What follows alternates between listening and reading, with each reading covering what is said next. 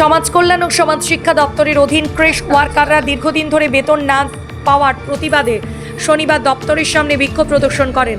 পরে তারা দপ্তরের অধিকর্তার সঙ্গে সাক্ষাৎ করে একটি ডেপুটেশন প্রদান করেন। বকেয়া বেতন দ্রুত মেটানোর দাবি জানান কর্মীরা। ডেপুটেশনকালে অধিকর্তা আশ্বাস দেন, চলতি অর্থ বছরের বেতন আগামী 20 তারিখের মধ্যে পরিশোধ করা হবে এবং বকেয়া অর্থ ফান্ড মিটিয়ে দেওয়া হবে। উল্লেখ্য, রাজ্যের মোট 114টি সেন্টারে ক্রেশ ওয়ার্কার কর্মরত রয়েছেন।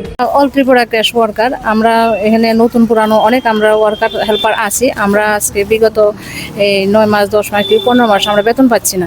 তো এই নিয়ে আমরা অনেকবার আমরা ডাইরেক্টর স্যারের সঙ্গে দেখা করছি, ডেপুটেশন দিয়েছি। আমাদের অনেকবার আশ্বাস দিয়েছে পাবেন, ফান্ড আসেনি, আসলে আপনাদেরকে দিয়ে দেবো, ক্লিয়ার করে দিয়ে দেবো।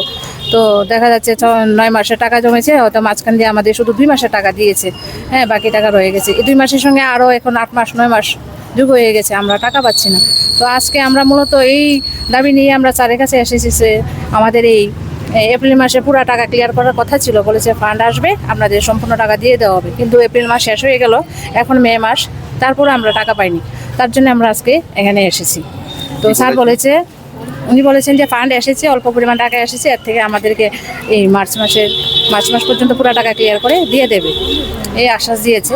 তো এখন 20 তারিখের মধ্যে বলেছে টাকা দিয়ে দেবে। তো এখন আমরা দেখি 20 তারিখের মধ্যে কী করে। তাছাড়া পাশাপাশি আমাদের যে আরেকটা দাবি রয়েছে, সেই দাবিটা হচ্ছে যে আমরা যাতে এভাবে যে 6 মাস 9 মাস পরে আমাদের টাকা দেওয়া হচ্ছে, আমাদের তো চলতে অনেক কষ্ট হয়। সবাই আমরা গরিব ফ্যামিলি, নিডি ফ্যামিলি থেকে আশা নিয়ে আমরা একটা কাজে যুক্ত হয়েছি। তো আমরা বেতন পাচ্ছি না মাসে মাসে। আমাদের এটাই এখন দাবি সরকারের কাছে যে আমরা যেটা বেতনটা, আমাদের স্যালারিটা মাসে আমাদেরকে প্রদান করা হয়। এটাই আমাদের সরকারের কাছে আমাদের মেন দাবি।